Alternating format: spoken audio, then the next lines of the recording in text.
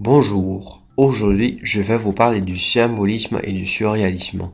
Ce sont des périodes historiques qui se déroulent à la fin du 19e siècle et au début du 20e siècle. D'abord, je vais vous parler des idées reçues. Alors, qu'est-ce que nous savons déjà du symbolisme et du surréalisme?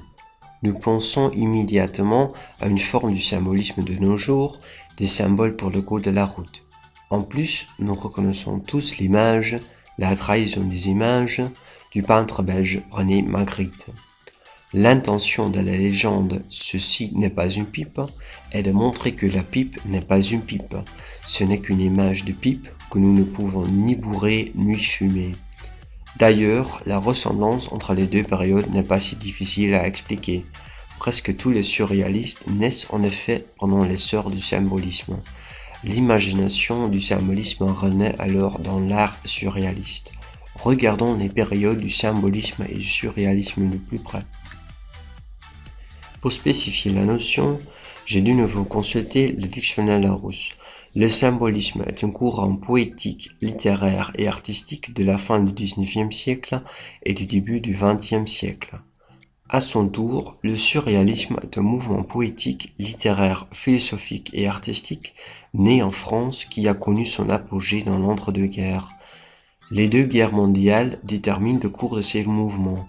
La Grande Guerre 1914-1918 marque en effet la fin du symbolisme, alors que la Seconde Guerre mondiale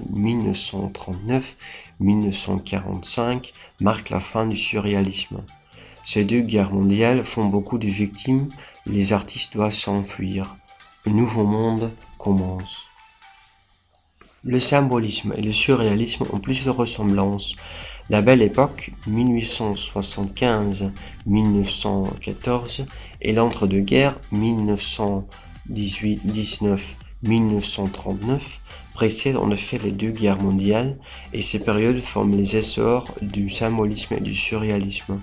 La Belle Époque est une période marquée par les progrès sociaux, économiques, technologiques et politiques en Europe. Lors de l'exposition universelle de 1889, la Tour Eiffel est installée à Paris. À son tour, l'entre-deux-guerres est une période de 20 ans de paix en Europe. Pendant cette période, les jeunes se révoltent contre les valeurs de la société en utilisant les formes d'art.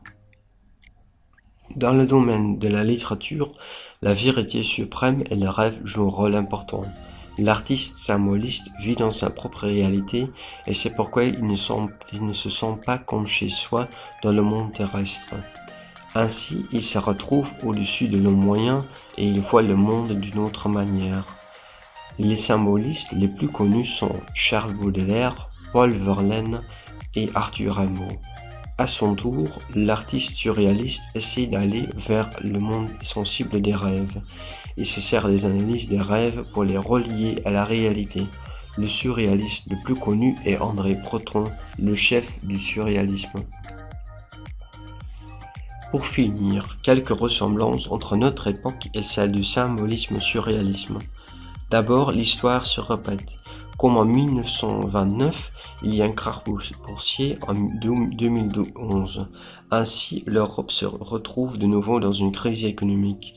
Puis nous écoutons toujours les paroles du chanteur américain Jim Morrison.